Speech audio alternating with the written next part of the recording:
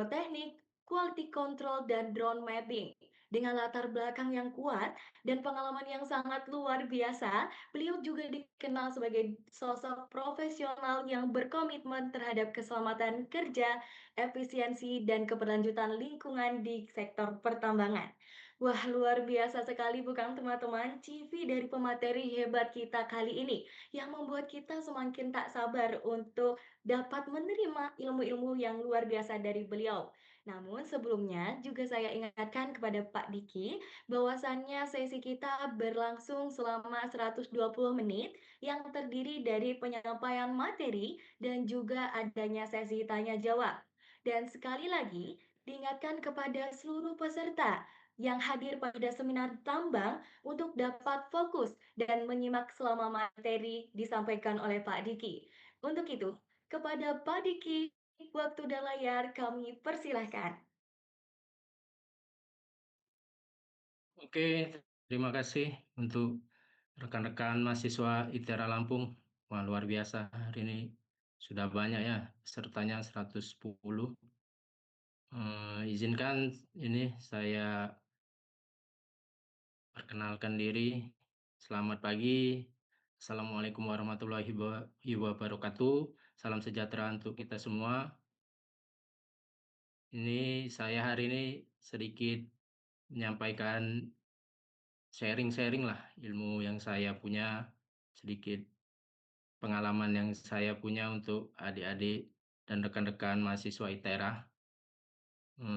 Selanjutnya langsung aja ya kita share untuk materi. Izin ya, moderator.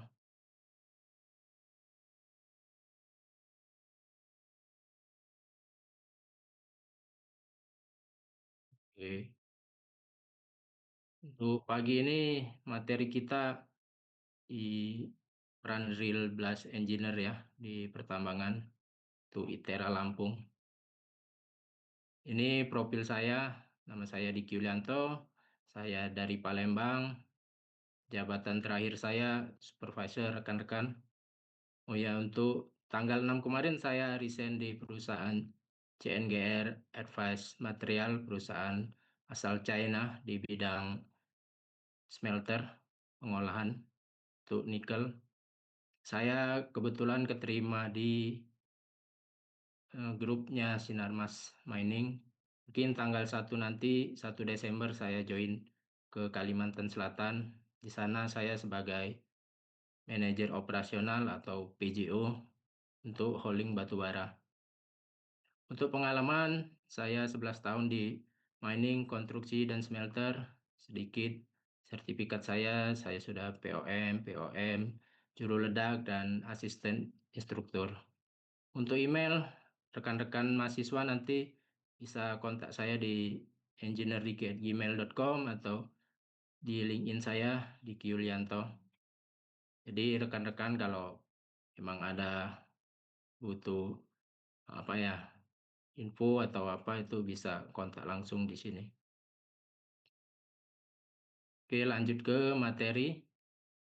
Materi training hari ini ada 6 subbab. Untuk pertama ada pendahuluan dan regulasi tambang. Sini ada peran engineer drill blast, ada regulasi dan kaidah teknik pertambangan, tanggung jawab dan etika profesi, ada dasar-dasar drilling, dasar-dasar blasting, desain peledakan. Yang kelima ada keselamatan dan pengendalian risiko, dan nomor 6 pelaporan dan dokumentasi teknis. Oh ya, rekan-rekan, ini suara saya terdengar enggak ya? Jelas ya? Mohon maaf. Terdengar dengan jelas, Pak. Oke, siap-siap. Oke, sebelum kita masuk materi, saya ada mau kasih ini ya, video tentang peledakan ya. Tuh, sebelum kita masuk materi.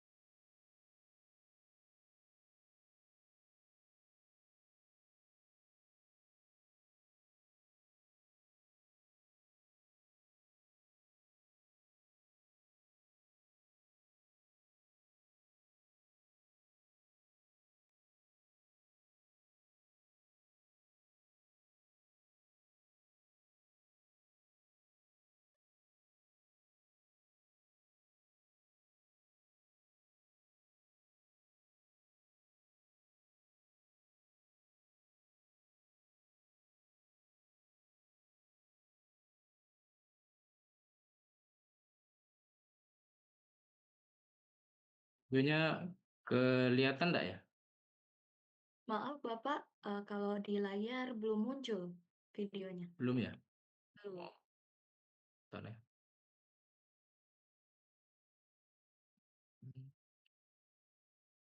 Oh, masih PowerPoint-nya ya? Iya Bapak, benar masih di introduction. Oke.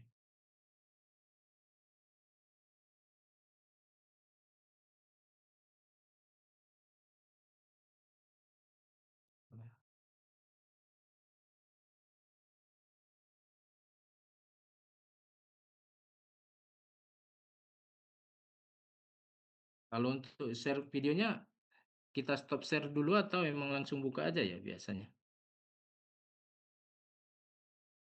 Ada yang tahu nggak, Kak? Adik-adik? Ada video blastingnya mau di-share? Kalau Atau di pesan pindah bisa stop share screen dulu Pak, tapi kalau ini udah oh, terlihat kok Pak videonya, jadi bisa langsung sepertinya. oh, sudah tadi videonya? Sudah kelihatan? Atau mau dibuka lagi? Boleh dibuka lagi Bapak. Oke. Sudah sudah kelihatan belum ya? Sudah Bapak, tapi layarnya Oke. belum penuh. Oke. Ini ya, saya izin ya. Iya Bapak.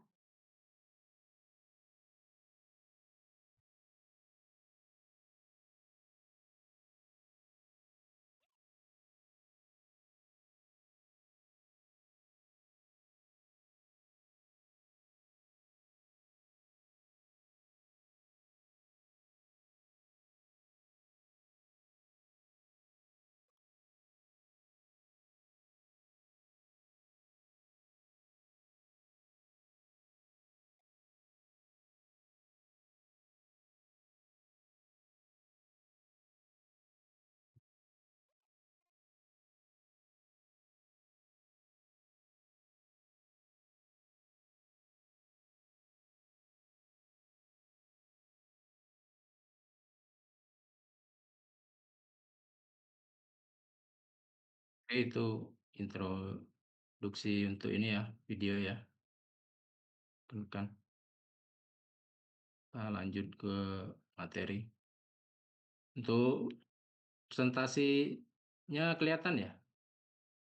Tuh, Terlihat Bapak. oke ya. Kita lanjut ya. Untuk pertama introduksi,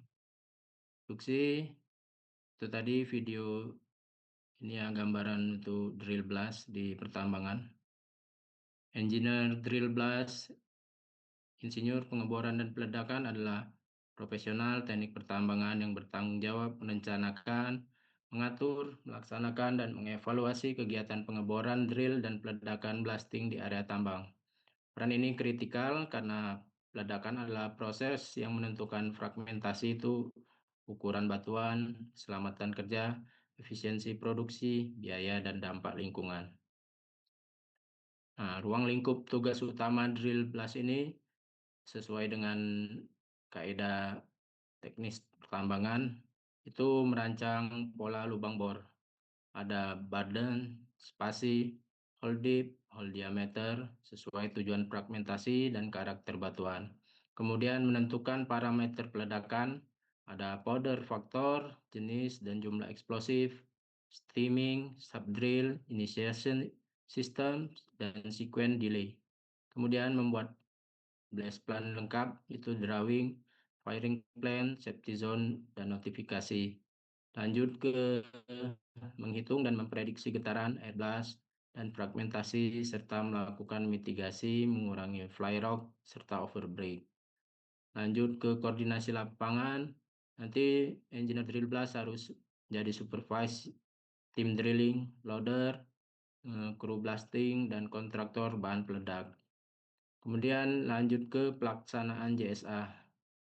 JSA ini Job Safety Analyst atau Permit to Work, khusus peledakan dan pengawasan kepatuhan K3LH. Lanjut lagi menjadi monitoring pasca ledakan, pengukuran vibrasi, air blast, dan list fragmentasi, membuat laporan, dan merekomendasikan perbaikan.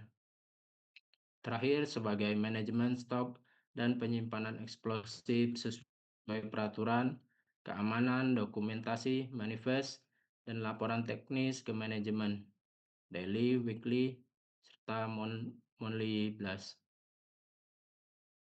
Nah, ini regulasi kaedah sesuai dengan Permen SDM nomor 26, Kepmen 1827K, serta SKK NI nomor 179 tahun 2024. Nanti saya share juga dokumen-dokumennya.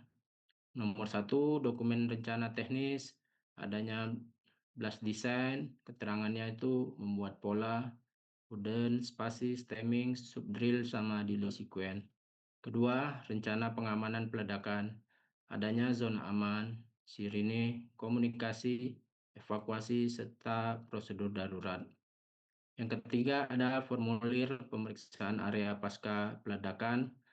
Kita harus melakukan cek misfire, stabilitas lereng, serta fly rock.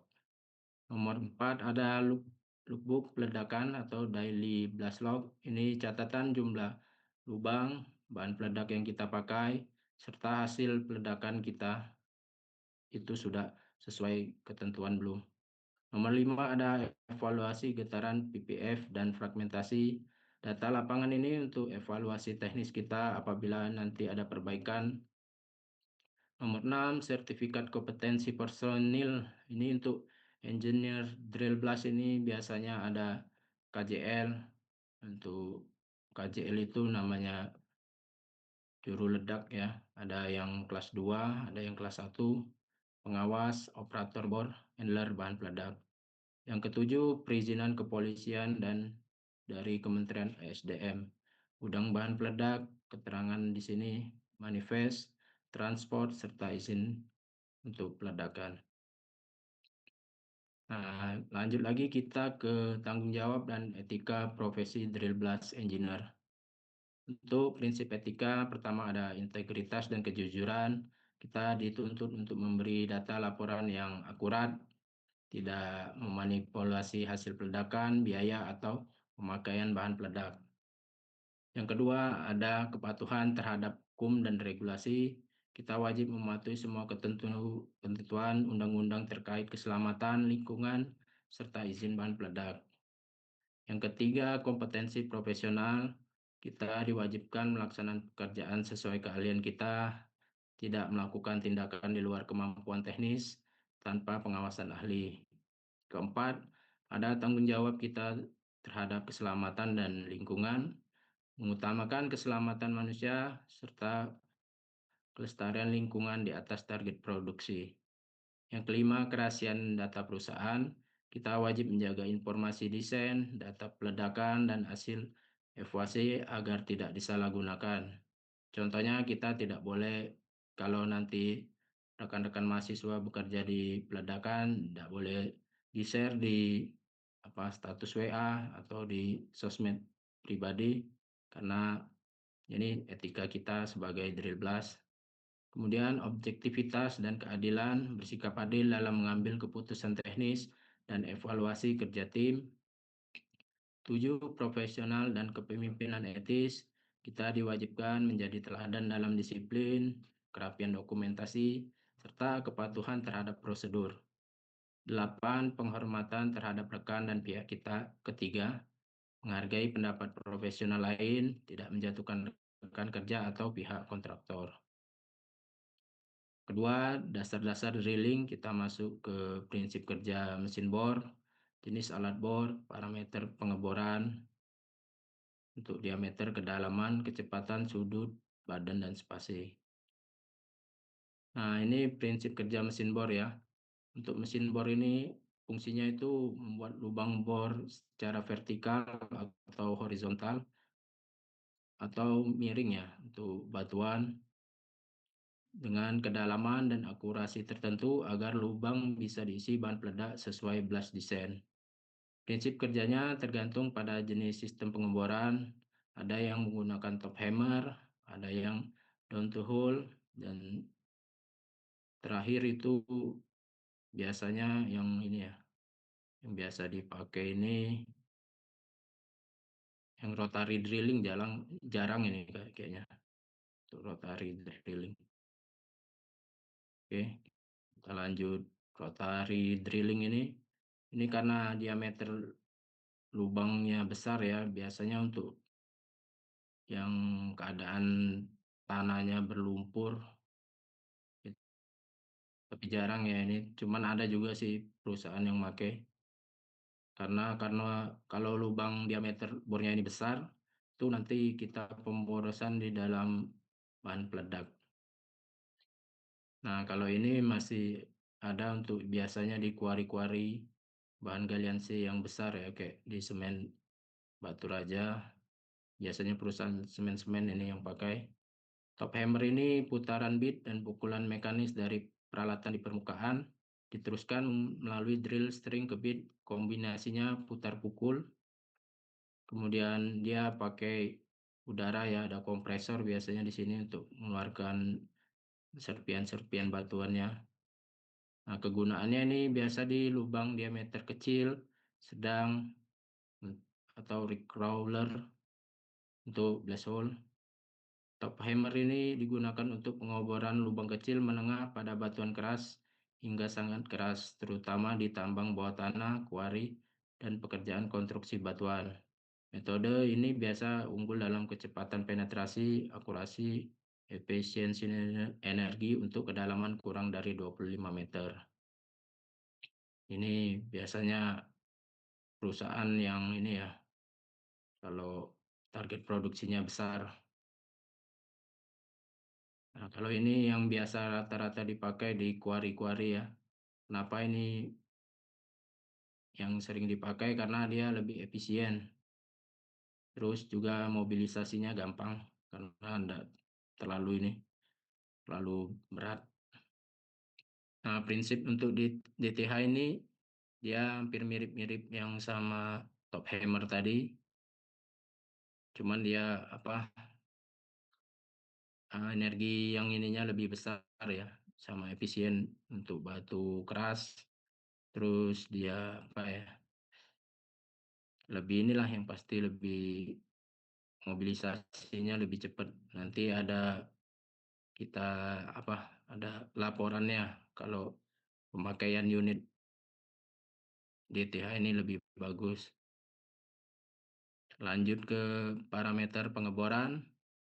Untuk parameter pengeboran itu sekumpulan variabel teknis yang digunakan untuk merencanakan, mengatur, dan mengontrol proses pengeboran lubang peledakan agar hasilnya efisien, aman, dan sesuai dengan desain peledakan.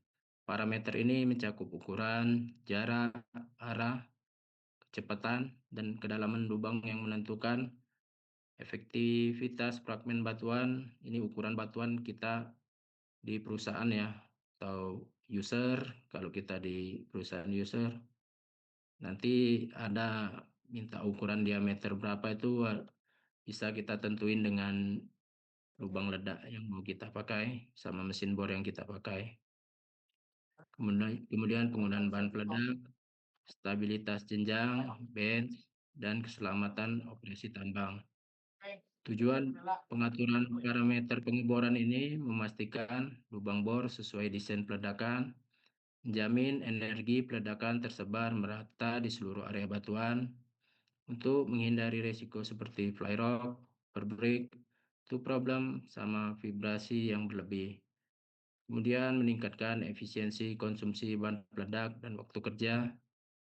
Terakhir, menjaga keamanan alat dan pekerja selama operasi pengeboran dan peledakan. Ini parameter pengeboran dengan definisi dan fungsi utama. Untuk diameter lubang, hole diameter ini ukuran garis tengah lubang ya, biasanya milimeter atau inch. Kemudian gunanya untuk menentukan volume bahan peledak dan pola jarak antar lubang.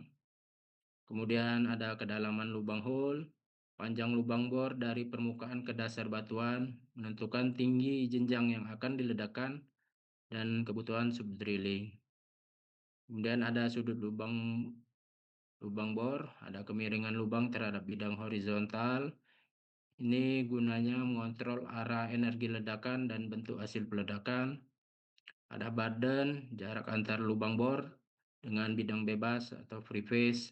Ini menentukan volume batuan yang dipecah oleh satu lubang bor. Ada spasi, ini jarak antar lubang bor dalam satu barisan. Mengatur distribusi energi antar lubang. Ada subdrill, ini tambahan di bawah dasar jenjang untuk memastikan batuan di dasar jenjang pecah sempurna untuk di lantai slope biasanya ini nanti. Stemming, panjang material penutup di atas ban peledak biasanya diisi batu atau tanah. Gunanya di sini untuk menahan gas ledak agar energi tersalur ke batuan bukan ke udara.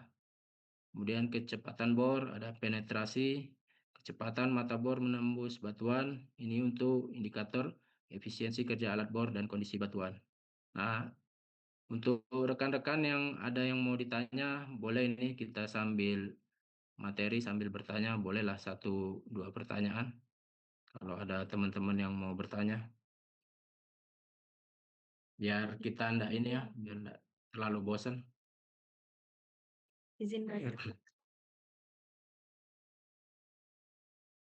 izin bantu ya Pak. Untuk teman-teman seluruh peserta seminar tambang, diperbolehkan untuk bertanya dengan raise hand terlebih dahulu. Apakah ada yang ingin ditanyakan?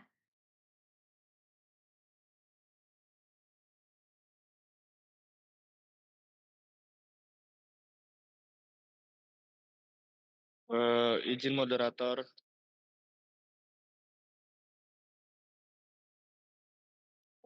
sebelumnya Bapak izin memperkenalkan diri. Nama saya Muhammad Rifki Novalatala dari Teknik Pertambangan Angkatan 2024 Institut Teknologi Sumatera. Pak, di sini saya pengen bertanya, parameter pengeboran di sini nih yang paling utama dan perlu paling diperhatikan dalam menentukan pengeboran itu apa ya Pak ya? Jadi kalau semisal kurang salah satu dari parameter tersebut, pengeboran tersebut masih bisa terlaksana gitu, Pak. Yang paling utama dari parameter pengeboran ini apa itu, Pak, kalau boleh tahu, Pak? Dan boleh dijelaskan sedikit, Pak? Oke, kalau untuk yang parameter ini sebenarnya dia di ini ya, terima kasih ya Mas Rifki ya. Sebenarnya di diameter lubang hole ini ya, yaitu kan di mata bor itu ada ukuran milimeter inchnya. Nah, di diameter ini nanti penentuan lubang lubang bor itu sama pemakaian di bahan peledak. Kalau kita misalnya produksinya tidak terlalu tinggi, kita pakai mesin bor yang sesuai dengan target produksi. Misalnya kita pakai diameter lubang bor yang 3,5 inci sampai 5,5 inci itu cukup. Di situ sih paling yang ininya, paling paling utama ya, selain yang lain-lain. Itu Mas Rifki jawabannya. Baik, Pak. Terima kasih, Bapak. Oke. Ada lagi atau kita lanjut untuk ini moderator? Boleh, untuk teman-teman, apakah ada yang ingin ditanyakan lagi untuk raise hand? Atau bisa tulis pertanyaan di kolom chat, nanti akan dibantu oleh saya untuk dibacakan.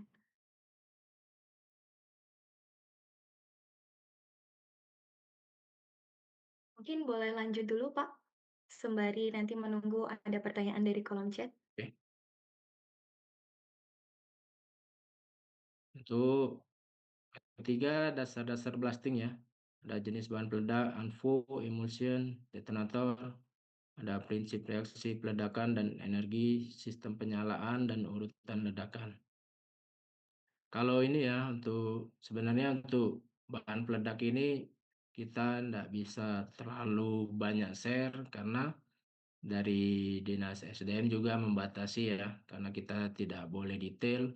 Yang boleh detail itu kan pas nanti rekan-rekan nanti kalau jadi drill bus engineer, pas ambil ini ya, juru ledak KJL itu ada KJL 2, KJL 1, atau ini ya, juru ledak yang non tambang ya, untuk konstruksi. Nah, di situ nanti yang lebih detail dari pihak Dahana, dari pihak SDM, dan kepolisian yang jelasin. Jadi kita cuman bisa umum-umumnya aja nanti untuk kita kasih tahu. Nah, ini ya jenis bahan peledak nanti yang biasa rekan-rekan kalau nanti ketemu itu ada ANFO. ANFO ini tipe bubuk yang terdiri dari oksidator dan bahan bakar. Secara umum ini adalah amonium nitrat dan bahan bakar sebagai contoh, punya karakteristik murah, mudah diproduksi secara komersial, dipakai luas untuk kegiatan pertambangan dan konstruksi, bukan untuk keperluan tanpa izin.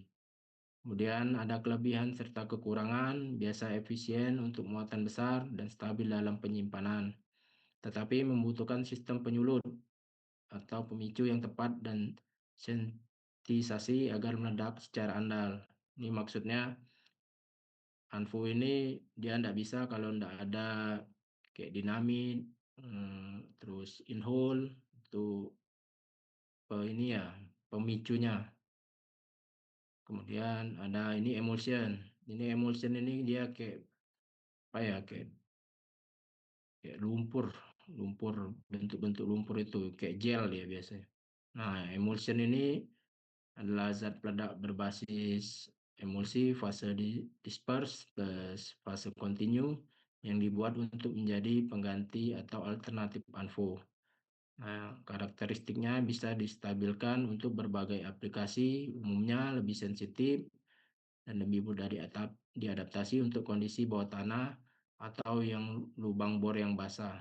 Dia meskipun lubang bornya ada air, ini pakai emulsion dia lebih bagus daripada ANFO, karena kalau ANFO kena air itu dia larut, jadi di situ udah berfungsi dia peledakannya. Kemudian performa dan keselamatan yang baik, cocok untuk lingkungan lembab, sering digunakan di pertambangan modern. Nah, untuk harga juga biasa emulsion ini lebih mahal dari yang ANFO. Yang ketiga ada jenis bahan peledak untuk detonator atau pemicu.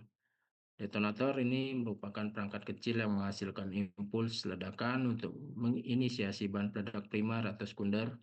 Tanpa detonator yang sesuai, banyak bahan peledak tidak akan meledak. Jenis umumnya ada elektrik yang dipacu oleh arus listrik.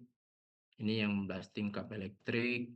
Ada nonel menggunakan selang ledak alat tanpa arus listrik sehingga lebih aman terhadap gangguan listrik. Kemudian ada primer booster, detonator kecil yang berisi bahan peledak primer yang sangat sensitif untuk menyalakan muatan utama. Terkadang ada juga detonator yang berlapis booster untuk memicu muatan besar.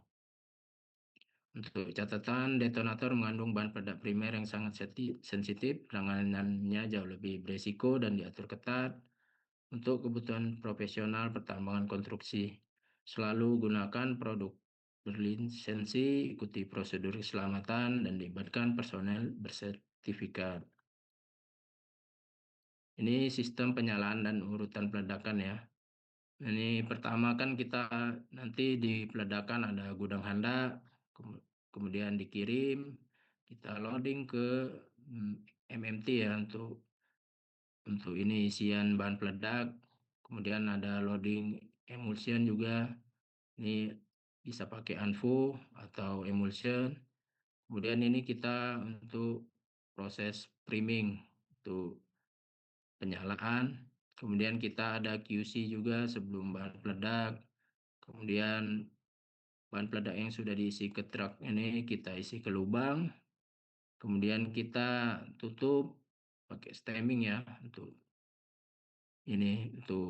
lubang bornya bisa pakai tanah, batu. Kemudian ini perangkaian kita tie up. Sesudah kita tie up, sudah sesuai semua, sudah dicek, baru kita ledakan. Nah, untuk yang sampai di sini boleh ditanya lagi atau mau dilanjut? Kita bisa per bab lah sambil tanya jawab 1-2 pertanyaan. Untuk moderator boleh kalau ada rekan-rekan mau nanya. Baik, untuk seluruh peserta, apakah ada yang ingin ditanyakan? Boleh langsung raise hand. Dan diingatkan kembali, boleh juga untuk mengetikkan pertanyaan di kolom chat yang nantinya akan saya bantu untuk mengajukan pertanyaannya. Apakah ada dari teman-teman?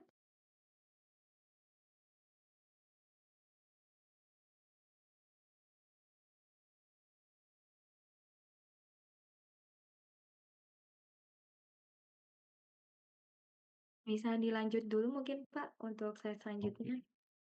Oke, aku ada mau share video untuk ini ya. Kan dari Tapi ada Pak Pak nih di kolom chat ada pertanyaan, Ada. satu pertanyaan. Oke, boleh. Oke, izin membacakan ya Pak. Ya. Dari Bang Oscar Trianto. Izin bertanya Pak, apakah subdrill bisa dipakai untuk segala komoditas yang ingin dilakukan peledakan? Cukup Pak, bisa langsung dijawab? Oke, apakah subdrill bisa dipakai untuk semua peledakan? Subdrill. Oh, ini ya maksudnya tambahan kedalaman di bawah dasar jenjang. Sebenarnya kalau subdrill ini rata-rata bisa ya untuk mineral bahan galian C ataupun batu bara itu bisa, kecuali ini ya di ledakan bawah tanah ya, beda lagi kalau ledakan bawah tanah itu dia tidak ada subdrill. Itu aja sih paling ininya penjelasan singkatnya untuk yang subdrill. Bisa semua dipakai di tambang terbuka ya, yang ada free face-nya, yang ada ininya bend slope-nya, bisa dipakai. Baik, terima Masih kasih ada? Bapak. Untuk Bang Oscar, apakah terjawab? Apakah ada pertanyaan lanjutan?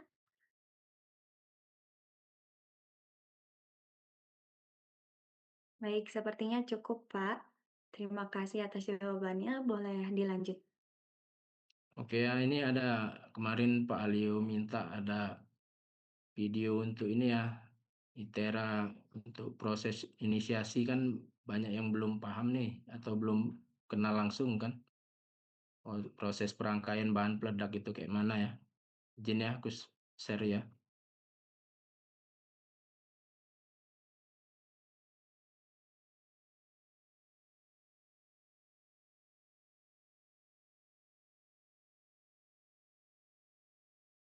Ini kelihatan enggak ya videonya? Terlihat Pak. Nah, oke ya. Nah, ini contoh ini ya, pengisian bahan peledak di lubang bor ya.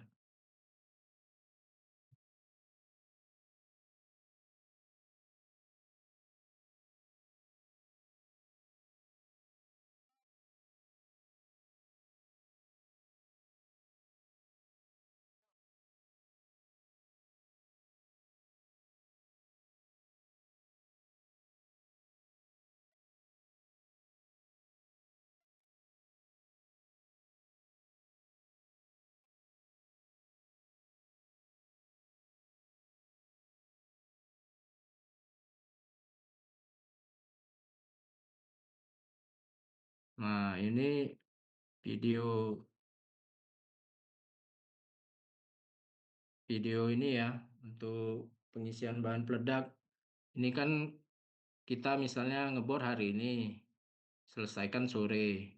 Nah, besok itu kita ada jadwal peledakan. Nah, malamnya hujan ini. Misalnya malam hujan, nah pas kita cek kan lubang ledaknya kan basah itu. Nah, di sini kalau kondisi keadaan lubang bornya itu basah habis hujan, sebelum kita mau melakukan ledakan, nah kita pakai misalnya dikuras dulu nih lubang ini, ada pakai pipa untuk dikuras. Kalau masih basah lubang ini, kita nanti pakai plastik cleaner. Karena anfunya kalau kita masukin di lubang ini, ya larut. Jadi enggak berguna, pasti gagal ini diledakin. Nah, disinilah kita harus ada plastik cleaner, kita masukin bahan peledaknya, anvo tadi ya, ada anvo, ada boosternya dinamit ya. Nah, dinamit ini disambung ke in-hole delay namanya. In-hole delay itu dia ada pemicunya juga, pemicu untuk di ada sumbunya juga untuk di detonator dinamit sama anvo.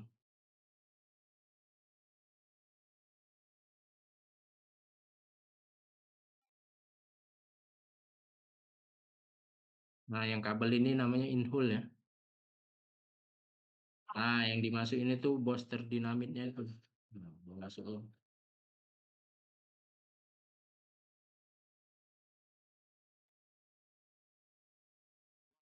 Nah, yang bubuk ini itu anvo. Jadi anvo ini tidak bisa meledak dia kalau tidak ada pemicunya. Sama video. Nah, sudah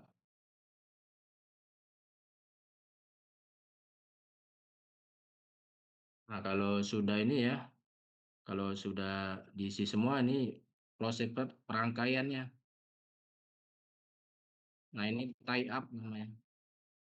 Jadi semua lubang itu dikonekin semua dia pakai namanya surface delay. Jadi kabel istilahnya apa ya? Kabel pemicunya itu ada yang di dalam lubang sama di permukaan. Nah, nanti dikonekin semua tuh. Misalnya ada 20 lubang kan, itu harus dirangkai semua biar connect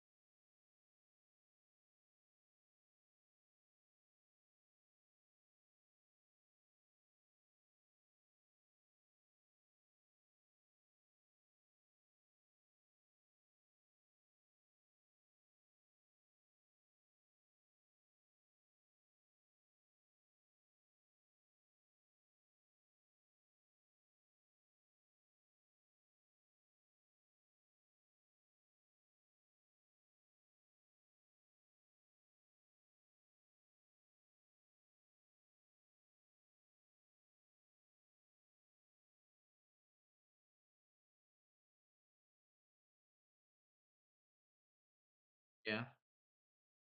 Ini yang video tadi kira-kira sudah jelas belum moderator, atau ada rekan-rekan mahasiswa mau nanya juga tentang yang video tadi? Tuh, Oke, kemarin kan ini dipesan untuk Pak Alio ya. oke, untuk seluruh peserta, teman-teman apakah ada pertanyaan mengenai videonya? Boleh langsung raise hand.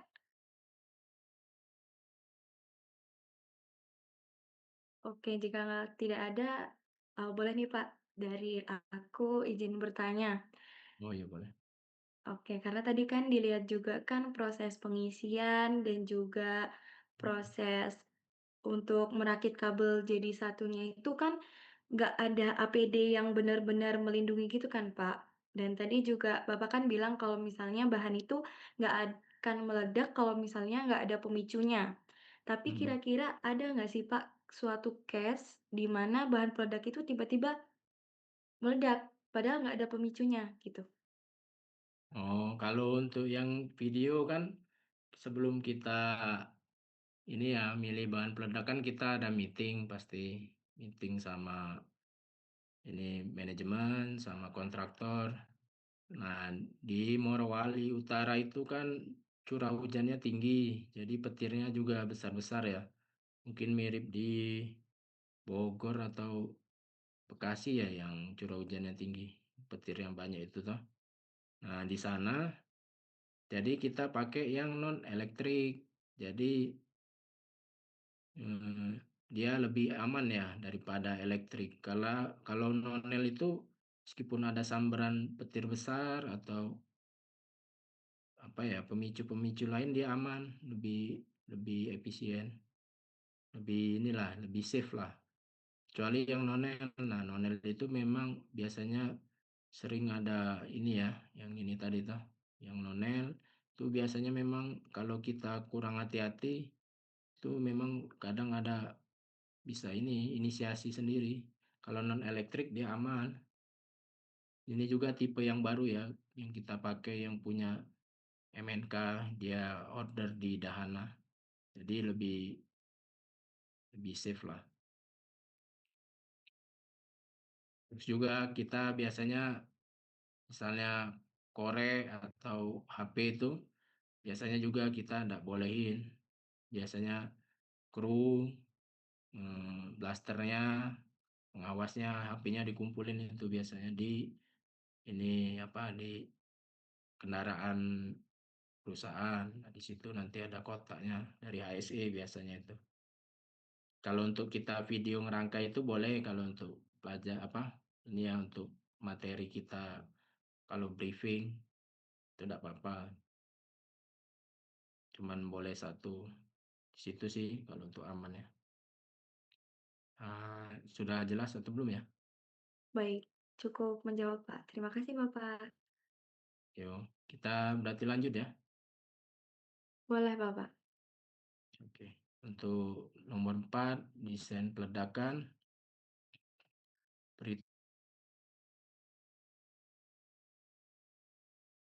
Nah, ini secara umum rekan-rekan mahasiswa juga sudah belajar ya untuk pola peledakan.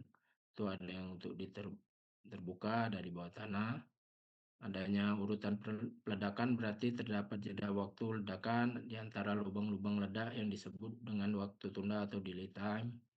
Beberapa keuntungan yang diperoleh dengan menerapkan waktu tunda pada sistem peledakan antara lain itu mengurangi getaran, mengurangi overbreak dan batu terbang fly rock, mengurangi gegaran akibat air blast dan suara noise, dapat mengarahkan lemparan fragmentasi batuan, kemudian terakhir dapat memperbaiki ukuran fragmentasi batuan hasil peledakan apabila pola peledakan tidak tepat atau seluruh lubang ledakan sekaligus, maka akan terjadi sebaliknya yang merugikan, yaitu peledakan yang mengganggu lingkungan dan hasilnya tidak efektif dan tidak efisien. Untuk pola peledakan pada tambang terbuka, rekan-rekan mahasiswa juga cukup paham ya sudah untuk teorinya. Ini penting agar peranan pola peledakan jangan sampai urutan peledakannya tidak logis ya. Urutan peledakan yang tidak logis bisa disebabkan oleh penentuan waktu tunda yang terlalu dekat, kemudian penentuan urutan ledakan yang salah, dimensi geometri peledakan tidak tepat, bahan peledaknya kurang atau tidak sesuai dengan perhitungan. Nah, nanti kita ada materi tambahan ya untuk menghitung geometri peledakannya. Terdapat beberapa kemungkinan sebagai acuan dasar penentuan pola peledakan pada tambang terbuka, yaitu sebagai berikut. Ada peledakan tunda antar baris, ada peledakan tunda antar beberapa lubang, ada peledakan tunda antar lubang. Untuk orientasi retakan cukup besar pengaruhnya terhadap penentuan pola pemboran dan peledakan yang pelaksanaannya diatur melalui perbandingan antara spasi dan burden. Nah, ini beberapa contoh kemungkinan perbedaan kondisi di lapangan dan pola peledakannya sebagai berikut. Nah, ini contoh gambar 17, peledakan pojok dengan pola stagger dan sistem inisiasi echelon untuk orientasi antara retakannya 90 derajat. Nah, bila rekan-rekan ketemu orientasinya untuk ini ya, antara retakannya hampir lurus, untuk spasinya itu 1,41 lebih besar dari burden. Misalnya burdennya di sini 3, kita tambahin untuk spasinya jadi 4,41. Ini agar sesuai dengan gambar ini. Di arah lempar batuannya di sudut 90 derajat. Nah, ini nanti hasil dari peledakannya. Kebayang enggak ya rekan-rekannya mahasiswa, adik-adik? Nah, ini untuk yang ini nomor 2 ya. Kalau antar retakannya 60 derajat. Nah, yang ini arah lemparan batuannya lebih ini ya. Tadi 90 derajat, ini 60 derajat. Nah, untuk spasinya kita kasih misal tadi badannya 3, spasinya kita kasih jarak di 4,15 cm. Nah, ini bila peledakan dilakukan serentak antar baris, maka rasio spasi dan badan dirancang seperti pada gambar. Ini ya untuk pola bujur sangkar square pattern. Square pattern. Yang ini 1,11, 1,10. Nah, ini.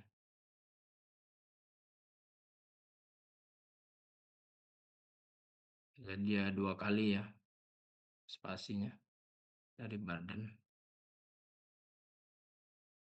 Nah, yang nomor 4 ini kalau kita ini ya untuk ledakan vikat, kalau kita tidak ada free face, tidak ada ini apa ini muka bebasnya itu untuk lemparan batuan. Nanti ada contohnya untuk laporan yang ini yang simple.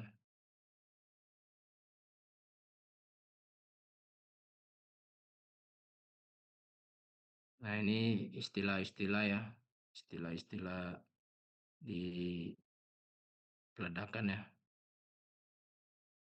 Untuk ini juga rekan-rekan biasa sudah pelajari juga kan.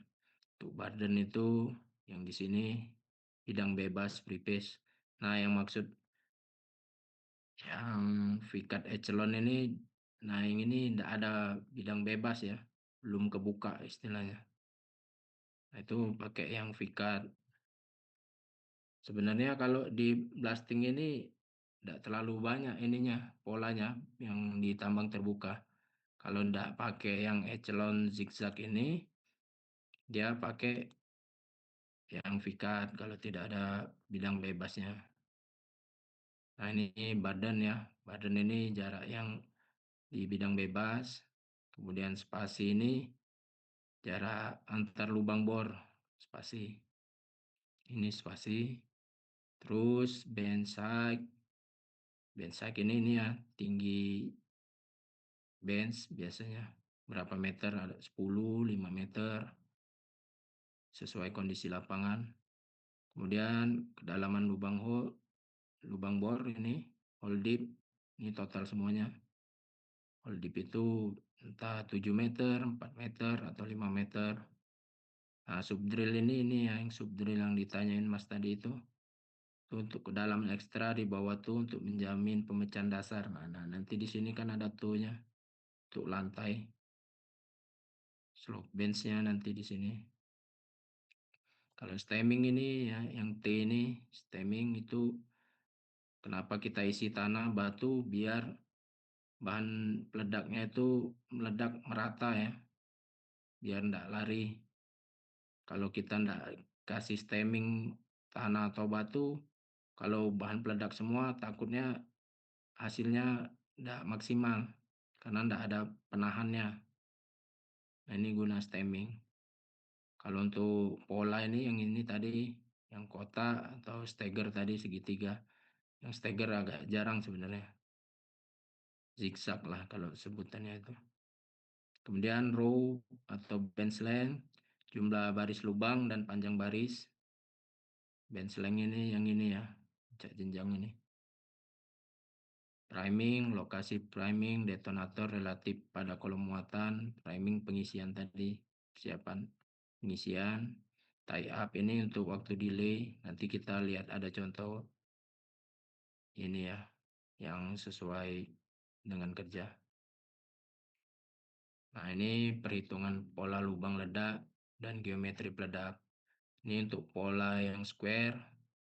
Misalnya ada tinggi bench 10 meter, badannya 3, spasinya 3, powder faktornya 0,45. Nah, ini powder faktor ini nanti ini ya, jumlah bahan peledak nanti yang kita pakai dengan volume yang dihasilkan. Nah, itu dapatnya ini nanti. Ada di bawah nanti penjelasannya. Subdrillnya 1 meter, bench length-nya 60 meter, ini luasan bench untuk satu row. Satu row ini maksudnya satu baris. Nah, ditanya misalnya kalau soal ini, misalnya rekan-rekan nanti juru ledak biasanya keluar ya. Misalnya dari user nanya itu kayak mana cara ngitung pemakaian bahan peledak gitu. Biasanya ini keluar soal-soalnya. Kita jawab nanti untuk ini lubang bor, ini tinggi bench ditambah subdrill, kan ini 10, jadi ditambah subdrill 1, 11 meter. Untuk area badan dikali spasi 3 kali 3 dapatnya 9 meter persegi. Volume lubang bor, ini area 9 tadi dikali dengan tinggi bench, itu dapat 90 meter persegi. Kemudian M hole, PF dikali F hole, PF-nya kita dapat 0,45 dikali 90 ya. Jadi satu lubang bor itu didapat bahan peledaknya 40,5 kilo. Ini untuk charge per meter yang bahan peledak nanti dibagi dengan ini ya, tinggi total lubang bor 40,5 dibagi 11 itu jadi charge-nya ada di 3,6 kilo per meter.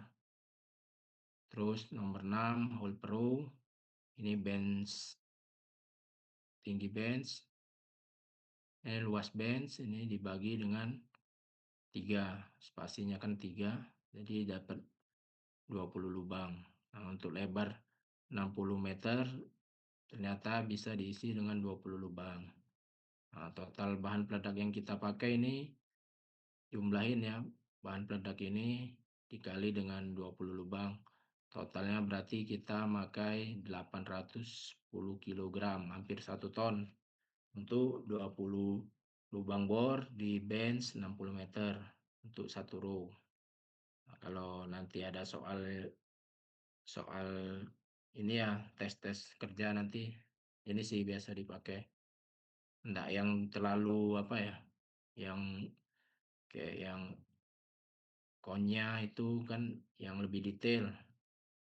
Kalau ini biasa untuk yang inilah pemahaman dasar kita, kalau di drill blast pasti keluar. Nah, ini untuk yang multi row, kan kalau tadi satu row, di sini ada berapa row-nya ya. Multi row ini untuk yang square hampir sama juga ini. Ketinggian kedalaman lubang bor ini total tinggi bench ditambah subdrill 1,5, kemudian badan spasi 16 meter,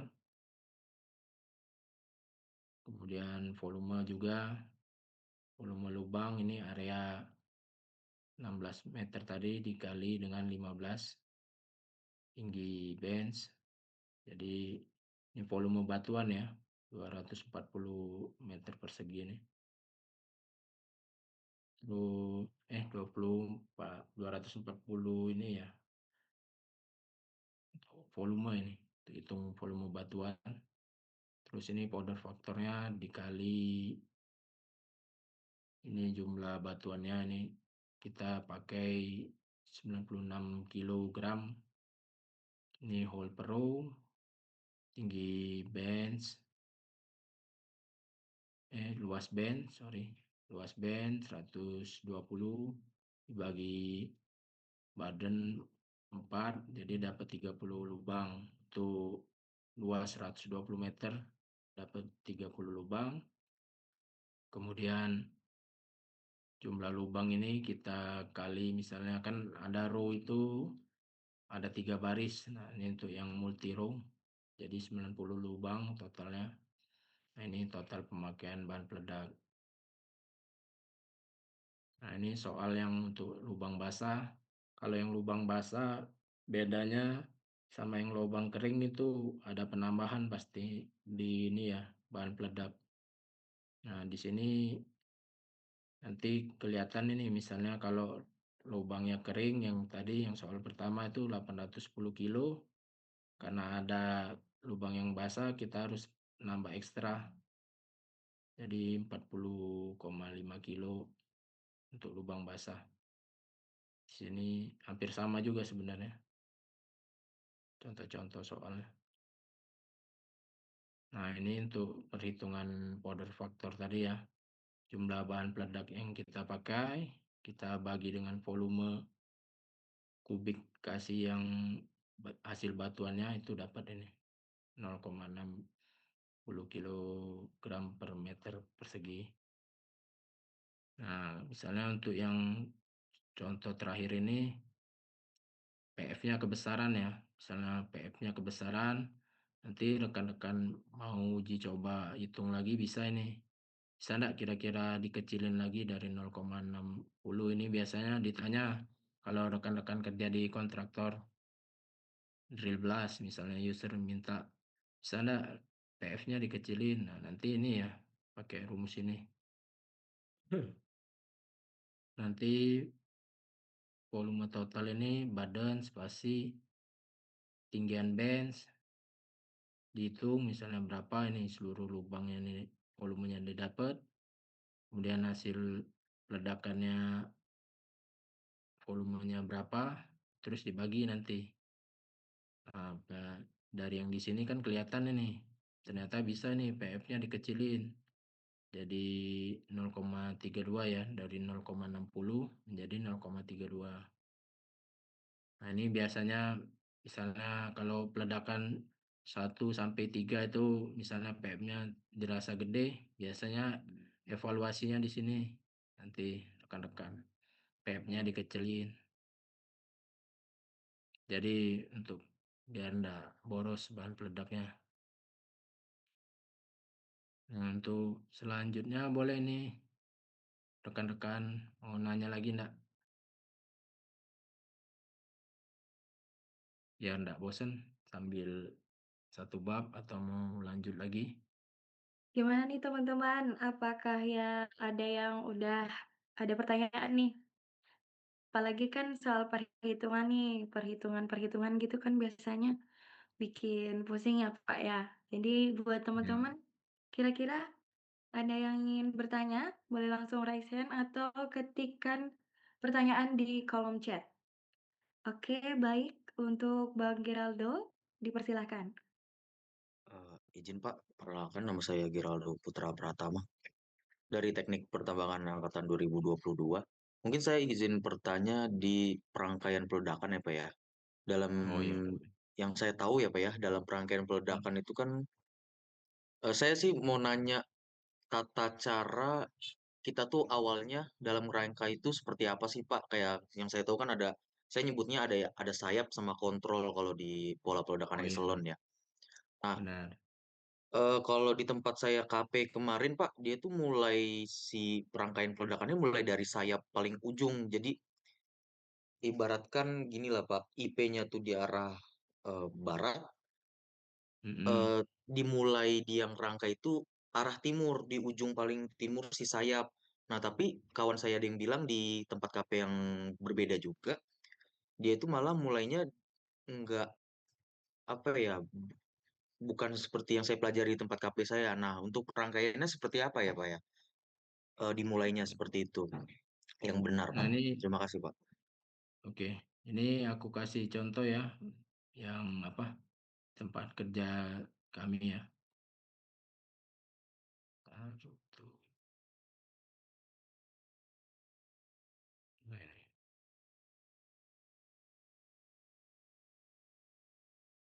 Kelihatan enggak ya gambarnya? Kelihatan Pak? Nah, kelihatan ya. Nah, ini kalau yang pola ini ya, pola yang vikat ya. Nah, biasanya ini kan inisiasi. Nah, untuk inisiasi ini biasanya di sini ada sayapnya kan. Ini untuk yang pola vikat yang belum ada free face. Nah, di sini nanti biasanya blaster itu sudah tahu kan, dia misalnya untuk sayap pakai yang 67 ms, dia taruh sini. Untuk inisiasi dia pakai yang 42 ms. Jadi yang meledak duluan yang di sini ya, kayak yang 42. Nah, yang kemudian sayapnya ini yang terakhir untuk buka. Di situ sih kalau penentuan ininya ya, sesuai lapangan ya. Nah, ini untuk yang rangkaian yang echelon. Nah, di sini untuk mana ya yang agak jelas lagi.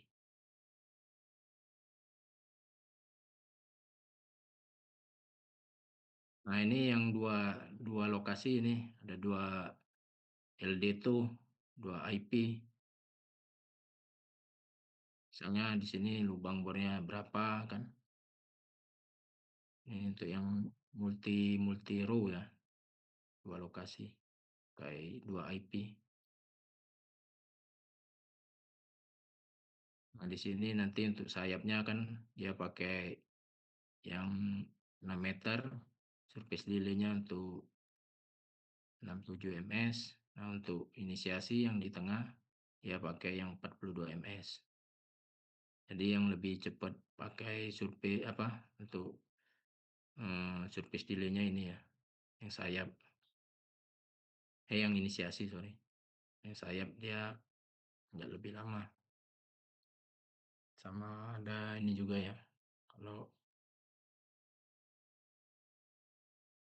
yang ini kalau yang di short plus ya. Short plus. Nah, di sini sorry.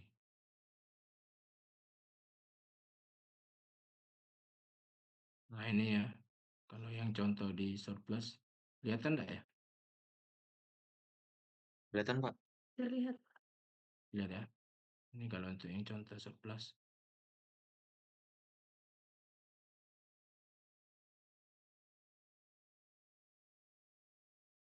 Nah, ini yang laporan-laporan yang real ya, biasa kita pakai. Nah, di sini kan untuk inisiasi biasa ada, tergantung sih, kalau ini kayaknya sudah kebuka lah free pace-nya, jadi dia pakai yang inisiasi yang lebih lama, jadi untuk sayap dia buka pakai yang ini, pakai yang 25 ms. Sini ya, sayap. Itu sih kalau penjelasannya untuk ini, Mas Geraldo. Pak, jelas belum ya? Jelas, Pak. Terima kasih, Pak. Oke ya. Ada lagi enggak ya mau ditanya? Baik, untuk Bang Geraldo terima kasih. Selanjutnya untuk Bang Oscar dipersilahkan. Selamat pagi Pak, perkenalkan nama saya Oscar Trianto dari Teknik Pertambangan 2021. Izin bertanya Pak, tadi seperti yang contoh pertama kan, Bapak kasih pola vikat ya Pak yang tadi? Yang di mana ya? Yang Yang di sini? enggak Pak, contoh yang pertama tadi yang Di, Bapak kasih. yang ini laporan tadi.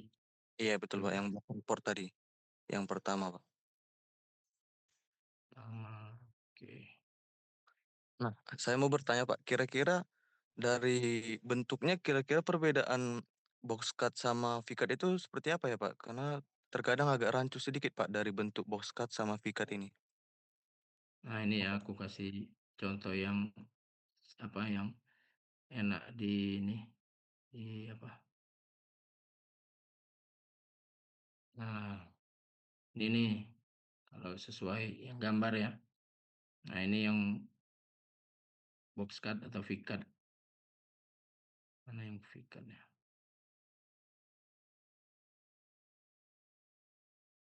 Ini yang enggak ada free pace ya, contoh yang enggak ada free pace mana ya? Keterangannya. No, nah ini ya, di komen ada no free face. Nah, di sini kan enggak ada nih bidang bebasnya. Nah, pakai biasanya bola yang box cut. Sini bedanya. Di sini ada keterangannya, ada spasi, stem yang basah, ada stem yang kering. Subdrillnya 1, jumlah lubang ledaknya 50, kedalaman rata-rata 8 meter. Nah, ini pemakaian bahan peledak, powder faktor, untuk cold dippingnya 70 derajat. Nah, ini kelihatan ya. Kelihatan di gambarnya. Yang ini contoh, ini no free paste. Ini kita pakai box cut. Nah, ini kalau yang ada free paste. Nah, ini juga ini enggak ada free paste juga ini. Ini yang free paste-nya ada. Nah, ini yang contoh yang ada free paste. Nah, keterangannya di sini pakai vikat, tidak ada fly rock, dipping material 2-3 meter. Nah, di sini yang contoh-contohnya. Nah, ini good fragmentation di keterangannya.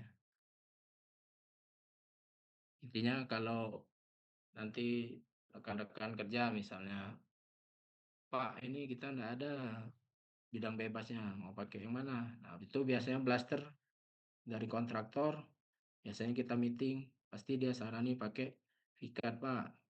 Kita pakai vikat biar kita ciptain bidang bebasnya. Nah, kalau yang bidang bebasnya ada yang kayak ini, ya bisa pakai yang Exlon, kayak yang zigzag. Itu aja sih paling bedanya. Pak siapa tadi, Mas Oscar ya? Iya Pak, izin bertanya sedikit lagi Pak. Apakah Hmm, soalnya kan kalau kata Bapak itu kalau misalnya nggak ada ruang bebas kita pakai box cut ya Pak ya, supaya hmm, buat hmm, free paste baru kan kalau box cut Pak. hmm, Apakah hmm, hmm. penentuan pola peledakan ini juga dipengaruhi oleh ini Pak, arah lemparan atau arah makpilnya? Kan karena kita tahu kalau misalnya di tempat saya terkadang kalau misalnya nggak ada free paste, kadang juga mereka pakai Echelon, jadi mereka itu tergantung arah ini Pak, arah makpalnya. Jadi arah kerukannya mau diambil di mana, di situ dia buat pola peledakannya Pak. Selain Nah, iya sih, request. benar. Ya benar sih, tergantung ya kalau misalnya dari tim geotek, tim main plan. Nah, itu biasanya kan meeting koordinasi itu sama blaster. Nah, misalnya kalau memang dia ndak ada bidang bebas, cuman dia ndak pakai box cut atau mau pakai box cut juga ndak masalah. Tergantung ini ya, situasi di lapangan karena kan beda-beda ya. Kan apa maunya main plan kan biasanya sama geotek kan pasti harus disamain dulu Mas Oscar. Paling itu aja sih. Bisa pakai box cut atau enggak box cut juga bisa. Tergantung ini ya persetujuan ya. Gimana Mas Oscar? Baik Pak, terima kasih Pak. Ya, berarti lanjut ya. Boleh Pak, dilanjut. Oke, yang untuk materi 5 ke 6 ini lebih dari ini ya, lebih ke HSE ya. Itu dasar keselamatan dan pengendalian risiko dasar. Ini PBR, JSA, sama SOP. Nah, IPBR ini sistem HSE atau SMKP yang wajib dilakukan sebelum pekerjaan dimulai, termasuk untuk aktivitas berisiko tinggi seperti pengeboran dan peledakan. Tujuan dari IPBR ini pertama, identifikasi potensi bahaya di setiap tahapan kerja, kemudian menilai tingkat risiko, frekuensi, dan konsekuensi, kemudian menetapkan pengendalian agar pekerjaan aman dan sesuai regulasi. Yang terakhir menjadi dasar pembuatan JSA dan izin kerja. Nah, dokumen pendukung IPBR ini banyak ya, beda-beda juga penyebutannya di setiap perusahaan. Ada JSA, ada hieradisi, ada blasting plan, clearance form, ada daily inspeksi, ada permit to work. Nah, ini contoh misalnya kalau nanti rekan-rekan mahasiswa mengambil POP itu ada tugasnya nanti. Tuh pengawas operasional pertama itu disuruh buat IPBR. IPBR-nya ini contoh misalnya untuk hauling. Nah, ini nanti ada lokasi, ada project, ada tanggal dibuat, ada nomor dokumen, ada revisi, ada tanggal, nama perusahaan. Terus ada aktivitas pekerjaan misalnya cognitive hauling, potensi bahayanya blind spot, ada potensi resiko, kemungkinan DT menabrak unit lain. Nah, ini penilaian resikonya misalnya keseringan ada ada nilai-nilainya nanti. Misalnya 5, 4, 20 berarti merah bisa menyebabkan fatality atau kematian.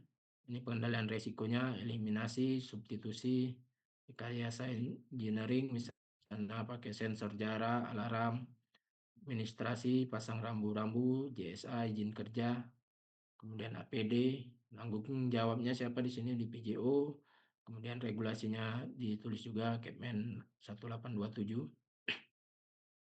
Nah, ini untuk nilai-nilainya. Kalau yang manusia tidak ada dampak kecelakaan, nilainya 1. Nanti rekan-rekan bisa baca. Kalau yang bahaya itu di angka 20, 25. Kalau yang tinggi ini di angka 15, 16. Ini total ini nanti ya. Misalnya penilaian rekan-rekan masuk di mana kan. Misalnya kalau nilainya 1 tidak pernah terjadi persen ya. Misalnya 2, 1-2 kali dalam satu periode, kemungkinan 21%, 40%, ini sampai seterusnya. Nah, ini kalau yang paling parah 5 ya. Misalnya dalam berapa kali itu banyak insiden, nah itu bisa ini rekan-rekan kasih nilai 5. Nah, ini lanjut untuk contoh IPBR drill blast ya, misalnya tahap kegiatan area kerja, misalnya potensi bahaya, permukaan tidak stabil, longsor, alat berat selip, risikonya apa nanti yang keluar. Ada cedera, ada tertimbun material. Kemudian pengendaliannya kayak mana nih? Pembersihan area, inspeksi geotek, sama pastikan akses aman. Misalnya pengeboran, untuk kegiatan pengeboran, potensi bahayanya debu, getaran, bising, tekanan udara tinggi, risikonya gangguan pernapasan, cedera fisik, kebisingan. Nah, ini kasih ya PD lengkap, periksa tekanan udara, kuat terpasang. Jadi ini ya dilengkapin, terus pengangkutan bahan peledak, misalnya potensi bahayanya ada tumbukan, percikan api, muatan tidak aman, risikonya ini kebakaran, ledakan, kendalian umumnya gimana, kita pakai kendaraan khusus, personel bersertifikat, sama tanpa alat komunikasi aktif yang tadi kita jelasin. Jadi alat-alat smartphone yang korek api misalnya itu dikumpuli semua. Lanjut ke JSA. JSA ini proses menguraikan setiap langkah kerja, mengidentifikasi potensi bahaya, menilai risiko, dan menentukan pengendalian yang tepat agar pekerjaan bisa dilakukan aman dan efisien. Nah, JSA ini mirip-mirip juga dengan IPBR. Nah, ini tahapannya nanti persiapan area kerja, pengeboran, pengecekan lubang, pengangkutan bahan peledak, pembuatan bahan peledak, charging, penyusunan sistem penyalaan, priming dan tie up, peledakan firing, pemeriksaan pasca ledak, dan pembersihan. Nah, ini contoh job safety analysis. Misalnya judul pekerjaannya apa, tanggal pelaksanaan, lokasi. Ini juga di POP nanti rekan-rekan pasti ada tugas dari pemateri. Nah, ini aktivitas pekerjaan, potensi bahaya, potensi resiko, misalnya angkut bahan peledak tadi, mengangkat beban secara manual, terjatuh dari sarana, terkontaminasi bahan kimia yang ada pada bahan peledak. Potensi resikonya kalau mengangkat secara manual, bahu, leher, dan tangan terkilir atau keseleo, resiko mengalami alergi pada kulit. Nah, ini pengendalian risiko ketiganya misalnya dieliminasi, memastikan kondisi para pekerja dalam keadaan sehat, fokus saat mengangkat bahan peledak. Substitusi misalnya kalau ada kru blasting yang terluka diganti. Kemudian rekayasa engineer, pastikan komunikasi dua arah, pengawas, kontraktor, dan juga kru blasting, kru drilling, pastiin ini komunikasinya. Untuk administrasi ada SOP, kerja, izin kerja, alat pelindung diri, penanggung jawabnya supervisor, HSE, sama semua pekerja yang terlibat. Nah, ini kemudian lanjut ke SOP. Untuk SOP pastilah nanti rekan-rekan buat ya sendiri-sendiri nanti untuk di tempat kerjanya. Tujuannya untuk memberi pedoman pelaksanaan kegiatan biar apa? Biar aman, efisien, sesuai rencana, memenuhi ketentuan keselamatan K3 dan SMKP, menghasilkan fragmentasi batuan sesuai kebutuhan, meminimalkan dampak lingkungan. Ruang lingkup ini ada beberapa ya persiapan kerja, mirip-mirip juga ini pengeboran lubang ledak, pengangkutan, penyimpanan, pemuatan bahan peledak, penyusunan sistem penyalaan dan pelaksanaan peledakan, pemeriksaan pasca ledak dan pembersihan area kerja. Nah, di sini tanggung jawabnya ada ke KTT, tanggung jawab menyetujui rencana dan pelaksanaan kegiatan. Terus ada PJU, memastikan pelaksanaan sesuai SOP. Ada blast engineer, menyusun desain. Driller, operator alat bor, melaksanakan pengeboran. Tugas HSE, melakukan inspeksi, memastikan kepatuhan terhadap proses. Ini petugas gudang bahan peledak atau kepala gudang, mengelola, menyimpan, dan distribusi bahan peledak sesuai izin dan regulasi. Nah, ini contoh-contoh SOP-nya. Misalnya memeriksa dan mengkondisikan setiap kolom lubang ledak. Kita cek misalnya SOP-nya, air yang ada di dalam kolom lubang ledak sudah dikeluarin. Kemudian ketinggian batuan yang mengandung banyak retakan atau backbreak diukur atau diestimasi. Kemudian SOP-nya ada kedalaman kolom lubang ledak diperiksa. Kemudian rongga di dalam kolom lubang ledak diperiksa.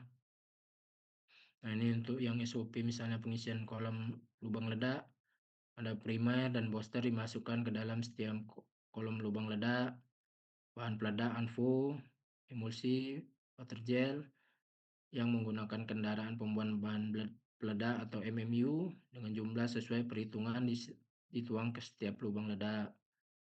Dan bahan peledak di dalam lubang ledak berair diselubungi dengan kantong plastik atau sejenisnya. Nah, ini apa lagi ya? Misalnya standar SOP untuk penyimpanan bahan peledak. Di gudang handak itu biasanya ada 3 kunci. Nanti satu dipegang petugas Polri, satu dipegang kepala teknik atau kepala safety, satu dipegang kepala gudang handak. Terus di gudang juga harus dibuat kawat berduri setinggi 2 meter. Tidak boleh berhadapan gudang handak, dipasang gembok. Kemudian dijaga 1 kali 24 jam, terus menerus, minimal 2 orang security, dan pemegang kunci menyaksikan keluar masuk bahan peledak, kayak gitu ya. Jadi rekan-rekan pasti diwajibkan membuat SOP saat kerja nanti. Terakhir untuk pelaporan dan dokumentasi teknis. Laporan harian, bulanan, drill blast. Ini laporan daily activity nanti rekan-rekan buat misalnya untuk mesin bor. Misal dia dari jam 7.30 sampai jam misalnya istirahat jam 12. Itu apa aja kendalanya, persiapan dia traveling ditulis misalnya berapa menit, misalnya mesin tidak hidup misalnya berapa menit, terus jumlah lubang dia dapat berapa, kedalaman berapa, dilihat ini laporan hariannya. Misalnya dia sehari dapat 30 lubang, kedalamannya misalnya 90 meter ya, kalau ambil rata-rata 3 meter. Di sini nanti dicatat, nanti kontraktornya tanda tangan.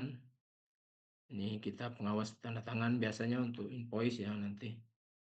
Invoice pembayaran kontraktor. Nah, kalau ini laporan ini ya, plan desain kita, misalnya bid apa nanti tulis tanggal berapa, elevasinya misalnya berapa, request levelnya berapa ditulis. Itu ini juga ya, geometri, spasi, boden, kolom cas, subdrill, dalaman lubang bor, total meter, jumlah lubang bor. Ini pemakaian bahan peledak. Ini anvo, dinamit, berapa kita pakai, LD itu kita keluar berapa, in-hole delay kita berapa pakai, surface delay berapa, kemudian ditanda tangan. Misalnya di sini kontraktor, di sini pengawas. Nah, ini untuk laporan kita nanti ke KTT atau PJO atau atasan kita subten atau manajer. Nah, ini volume misalnya plan kita berapa, aktual berapa, misalnya order faktor juga ini tulis misalnya plan kita berapa, aktualnya berapa. Nah, terakhir itu ya. Terima kasih untuk rekan-rekan.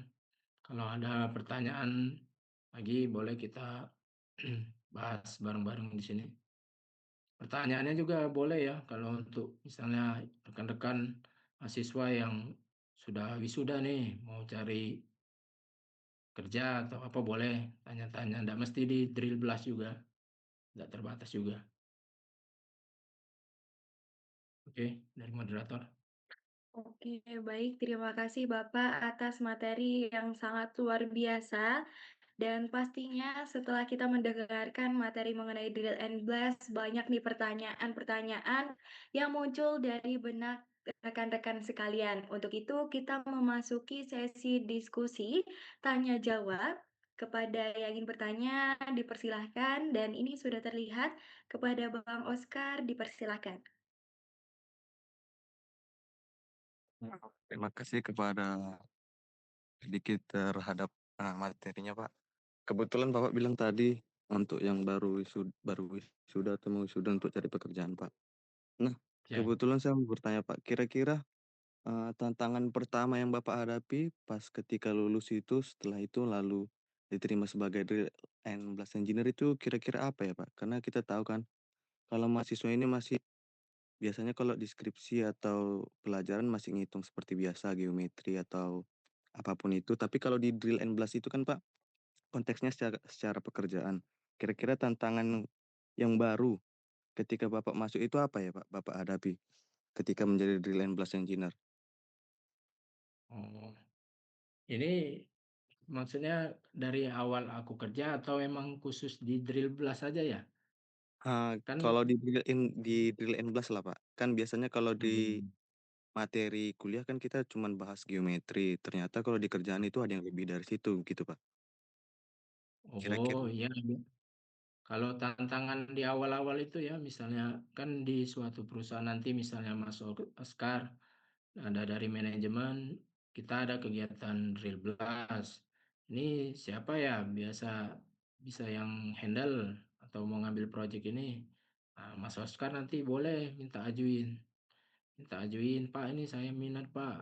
Nah, nanti kan biasanya dari manajemen kasih training tuh, kasih training KJL sama perusahaan, terus di sana kan nanti diajarin ya yang lebih detail lah intinya.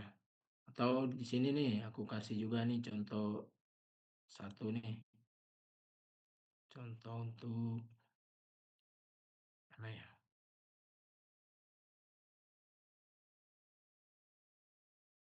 Hmm, hmm.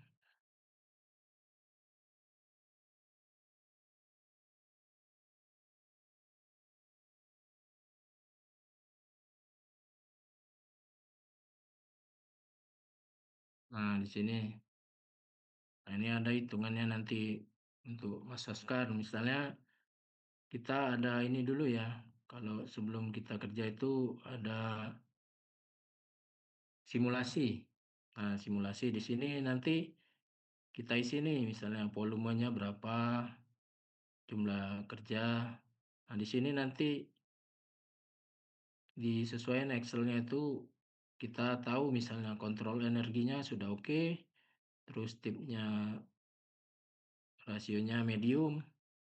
Nah, kalau ini misalnya kita ubah misalnya kontrol energinya nanti bisa berubah juga, misalnya jadi uncontrol, jadi jelek ya ini di sini nanti Mas Oscar. Tahu untuk misalnya ini fly rocknya banyak enggak, fragmentasi batuannya kayak mana. Nah, itu di sini nanti ada ininya ya. Ada kita sebelumnya ini harus tahu ya. Sini kita ada namanya simulasi. Gimana Mas Oscar? Apakah masih mau ditambah lagi? Pertanyaannya sudah jelas atau belum jelas? Terima kasih Pak, sebenarnya sudah cukup jelas. Tapi kira-kira boleh minta sedikit nggak Pak tips untuk jadi drill and blast engineer itu apa ya Pak kira-kira menurut Bapak? Ya tipsnya kan sekarang kan di ini ya untuk di apa medsos kan di Instagram itu banyak ya. Tuh apa ya materi-materi misalnya berbayar misalnya 150.000 kayak itu yang short class itu. Nah, itu ikuti aja dulu di situ banyak Mas Oscar. Nah, biasanya kan nanti ada masalah geotek, ada masalah drill blast atau apalagi ya. Ikut training short class aja tuh awal-awal nambah-nambah ilmu kan.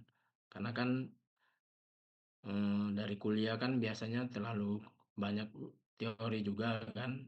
Nah, kita kombinasiin sama kerjaan langsung. Banyak itu contohnya di Instagram itu untuk training-training untuk mining ya. Cari yang murah-murah dulu. Nanti kalau memang sudah kerja, ya mulailah ambil POP atau minta biasanya dari perusahaan juga nanti tawarin ambil apa lagi ya kursus software ya pakai kayak Surplus, Surfac itu bisa itu pakai Escape. Banyak juga itu training-trainingnya di medsos di Instagram itu. Tinggal pilih aja Mas Oscar. Ambil aja dulu yang murah-murah yang short class atau yang misalnya sudah lumayan nih short classnya sudah banyak, ambil ke software yang biasanya trainingnya 2 hari 6 jam kayak gitu. Mulai pelan-pelan kan. Gitu Mas Oscar. Oke Pak, baik terima kasih banyak Pak atas informasinya. Yo. Baik, Lain ada terima pertanyaan kasih lagi? Bapak.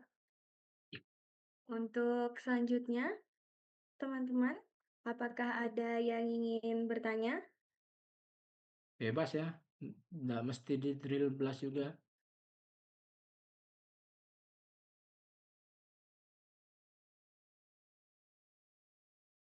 Sekali lagi, untuk seluruh peserta, jika ingin mengajukan pertanyaan, boleh langsung raise hand ataupun dapat mengetikkan pertanyaannya di kolom chat. Dan sekali lagi, apakah ada yang ingin bertanya? Misalnya mau nanya ini, misalnya teknik pertambangan ini di perusahaan apa-apa aja itu boleh itu ditanya bagian-bagiannya, divisi-divisinya boleh. Jadi nanti rekan-rekan mau pengennya di mana kayak gitu. Senangnya di mana. Baik, sepertinya tadi terlihat ada yang raise hand, boleh langsung saja, Bang. Dipersilahkan.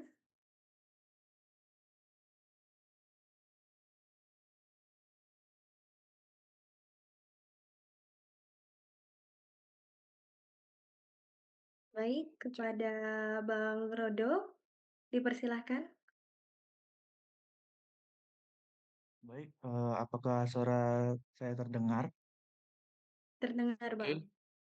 Oke, sebelumnya terima kasih untuk kesempatannya moderator. Izin Pak, saya mau nanya beberapa pertanyaan. Mungkin agak banyak, Ya. 3 atau sampai 4. Cuman Hmm. satu-satu dulu mungkin ya Pak ya. Ya. Yang pertama mungkin kebetulan saya udah pernah magang di Semen Padang. Kebetulan di kontraktornya di Dahana, ikut sama kru juga di Dahana tentang peledakan juga.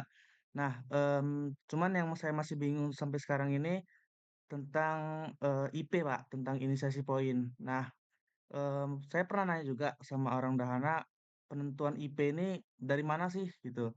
Nah, mungkin saya mau dengar juga dari pendapat Bapak atau pandangan Bapak, penentuan IP ini Pak, kita harus letakinnya dari mana gitu. Nah, apakah kita harus menyesuaikan sama rencana yang mau kita pakai atau pola peledakan yang kita pakai mungkin dari V-cut atau box cut atau Excelon cut. Nah, mungkin itu dulu Pak yang pertama. Terima kasih Pak. Hmm. Oke. Kalau yang untuk inisiasi tadi ya mirip ya, sama juga MNK, Dahana juga mereka ketentuannya pasti bilangnya dari sayap sama inisiasi, tergantung sama lokasi kerja ya. Karena kan beda-beda ini tadi yang contoh yang di batu bara tadi kan. Nah, di sini. Nah, ini biasanya itu Mas, kita pasti ada meeting dulu sebelum kerja tuh. Mau yang pakai yang mana, inisiasinya pasti yang nentuin misalnya blaster. Blaster Mas yang paling paham kan. Mau dia inisiasinya dari mana. Itu ada ini ya, ada alatnya ya, pakai ohmmeter kan nanti. Sama ada hitungan ininya untuk apa? Hitungan inisiasinya itu ada juga.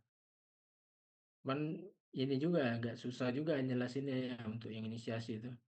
Sebenarnya nanti berdasarkan pengalaman tahu sendiri nanti si Mas di mana inisiasi itu kita pakai. Inisiasi ini kan sebenarnya untuk kita nembak ini ya, nembak. Ada kan nanti ada shelternya kita juga, di mana nanti kabel kita tarik kan di sini kan sudah kerangkai semua, misalnya sudah kerangkai semua, terus ada kabel kita cek pakai ohmmeter, sudah dari ohmmeter kita sambungin ke LD2. Nah, LD2 nanti kita isolasi, sambung semua kerangkaian ke wiring, ada kabel lagi, connect ke ohmmeter, cek ini, cek ohmmeternya baru ke blaster. Itu aja sih inisiasi itu sih Mas. Tuh. Terserah sih inisiasi itu bisa di sini, bisa juga di sini, mau di sini boleh, mau di tengah boleh. Kalau dari contoh gambar kan banyak nih IP-nya mereka mulai dari blaster. Biasanya ketentuannya dari ini, dari apa? Dari kita mau narik kabel itu Mas, dari LD2 itu. LD2 kita tarik kan, ini kan IP-nya ada 2. Inisiasi poin itu LD itulah kalau untuk ininya, ledakinnya itu. Pemicunya juga. Mau dipasang di sini bisa juga sebenarnya IP-nya. Sini itu bebas. Tidak ada ketentuannya. Kan ada yang di sini mereka pasangkan dari kontraktor. Tergantung nanti mereka berarti kalau IP-nya di sini mereka shelternya di sini. Judul ledaknya, blasternya. Tergantung bidang yang arah tembakannya kemana atau buangan batuannya. Nah, ini kan berarti kalau mereka nembak sini arah batuan nembaknya pasti kan tidak mungkin mereka ngarah ke mereka toh. Pasti ngarah lemparannya ke situ. Itu sih kalau penjelasan yang ini ya, yang simple yang biar bisa dipahami rekan-rekan ya. Nah, kalau misalnya di sini mereka pasang inisiasi nanti batunya kan melempar ke sini. Kena dong ke ininya, blasternya. Insiden. Kayak gitu sih. Mas siapa ya tadi ya? Jawab yang nanya. Saya Pak. Nah, Serondo Tambunan ya? Iya Pak, Rodo Pak. Ya, kayak gitu sih Mas, kalau ininya. Nggak ada ketentuan khusus ya untuk IP ya.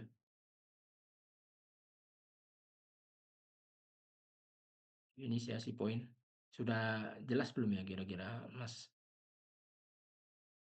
Cukup jelas Pak. Terima kasih Pak. Mungkin next ke pertanyaan berikutnya aja ya Pak ya. Iya boleh. Saya mau nanya tentang yellow fumes Pak, tentang asap kuning. Biasanya kalau di pertambangan blasting itu habis dia peledakan, dia nimbulin asap kuning. Nah, asap kuning ini kan kita ketahui bahwa asapnya itu beracun gitu ya Pak ya. Nah, Hmm. kira-kira itu tuh penyebabnya kenapa ya Pak? Bisa yellow fumes gitu Pak? Karena yang saya tanya juga sama orang dana mungkin komposisinya kurang teratur atau AN-nya kebanyakan atau FO-nya juga kebanyakan. Mungkin kalau dari Bapak, bagaimana pendapat Bapak gitu? Terima kasih Pak. Oke. Kalau yang itu Mas, biasanya rata-rata kebanyakan infonya itu. Biasanya mau ngabisin kan. Misalnya nih sudah mau habis, cuman lubang lubang bor kita sudah enggak ada lagi. Ya misalnya kita sudah order nih, udah mau datang. Boleh itu kita kita habisin kan. Kita sebar di misalnya di sini infonya kita taruh banyak-banyak itu enggak masalah. Gara-gara kelebihan aja sih Mas sebenarnya. Kalau kalau isiannya pas tuh jarang. Karena kan kita kalau pas simulasi kan pasti untuk fly rocknya, getarannya juga fragmentasi kan dihitung semua. Asap itu karena biasa ini ya kontraktor sama kita sisa sedikit nih ya sudahlah kita habisin aja kita taruh lebih aja di situ aja sih Mas Rondo. Kalau untuk yang asap kuning itu. Baik Pak. Mungkin terakhir aja ya Pak ya, biar nggak terlalu banyak juga. Hmm, Em, aman. Kalau tentang teori geometri peledakan Pak. Nah, kalau kita kenal Hmm, kan ada misalnya yang lebih sering kita dengar ada RLA sama CJKO-nya. Nah, saya juga pernah belajar tentang IC eksplosif Pak, Imperial Chemical Industry. hmm, Eh, di situ dia terdapat parameter Pak, Barden misalnya 25 sampai 40 dan macam-macam Pak. Nah, yang jadi hmm, pertanyaan saya itu kita nentuin eh, angka atau range dari parameter dari setiap eh, geometri tersebut itu berdasarkan apa ya Pak? Misalnya badan 25 sampai 40 kita pilih angka 30 gitu Pak. Nah, berdasarkan apa kita pilih angka tersebut gitu Pak? Mungkin itu aja Pak. Terima kasih Pak. Ya kalau untuk badan spasi ya kita lihat kondisi luasan kita ya biasanya Mas. Misalnya luasan kita misalnya 60 meter persegi, ya berarti misalnya kita hitung ya bisanya cuma di 20 lubang. Nah, nanti kita kan sama blaster diskusi nih di lapangan. Ini berapa nih kita mau pasang badan spasi? Kita ukur dulu biasanya. Kita ada meteran. Kayaknya badan spasinya 3 atau 3,5 cukup lah Pak pasti. Spasinya segitu. Tergantung kita kan mau apa mau stylenya gimana biasanya dari main plan kayak mana kalau lubang misalnya ini kita lubang misalnya 60 meter tadi cuma 20 boleh enggak atau mau dilebarin lagi misalnya jadi 15 badan spasinya dijarak-jarakin kalau memang dari main plan sesuai kalau dari geotek juga oke. Nah itu biasa sih Mas kita kalau ini ya kalau kita kerja ya biasanya di situ sih koordinasi dulu untuk yang produksi. Itu sih Mas Rondo untuk Baik badan Pak, terima spasi. kasih Pak. Baik Pak. Hmm, Oke. Terima kasih banyak ya Pak. siap, sama-sama.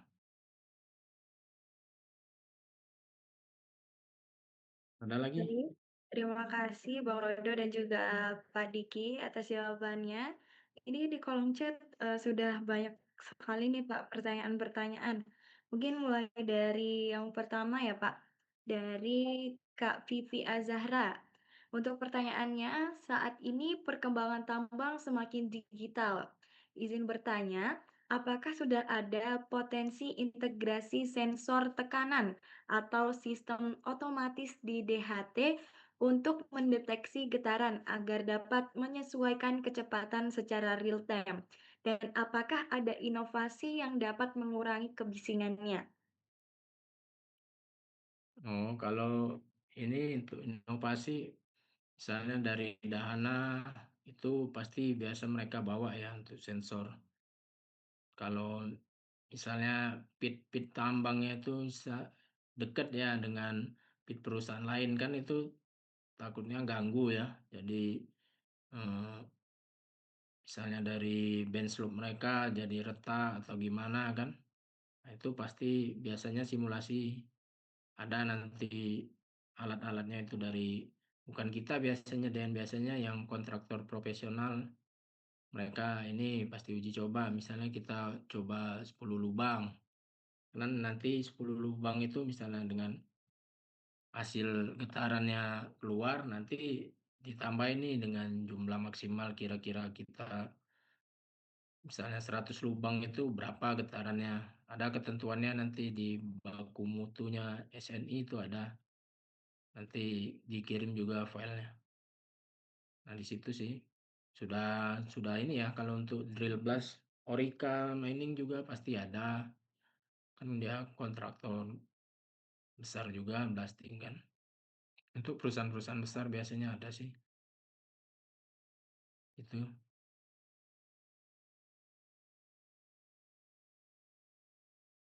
Baik, terima kasih Pak. Untuk Kak Vivi, apakah sudah terjawab? Bisa tolong ketik di kolom komentar.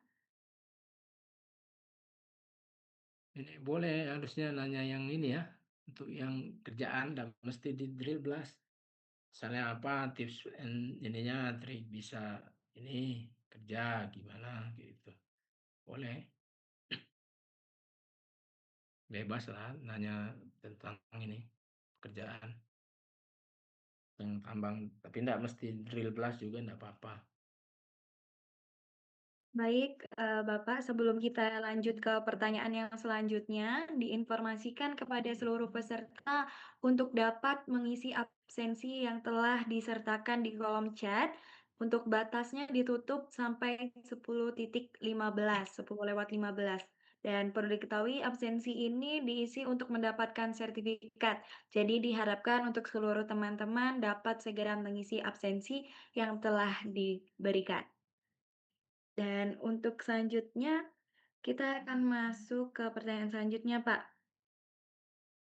Ini dari Kak Sherly Dwi Septi Kasari. Selamat siang, izin bertanya, Pak, apabila ada kondisi tambang yang target produksinya tinggi, bagaimana drill and blast engineer bisa menolak pelaksanaan peledakan yang tidak memenuhi standar keselamatan tanpa menghambat operasi tambang? Oh, itu ya. Kalau misalnya kalau targetnya tinggi tanpa tanpa apa tadi? Tanpa keselamatan. Tanpa Tanpa keselamatan kerja. menghambat operasi tambang, Pak. Tanpa menghambat perusahaan. Biasanya sih enggak ada kendala ya kalau dari perusahaan kasih target sama drill blast. Asal perusahaannya sesuai uangnya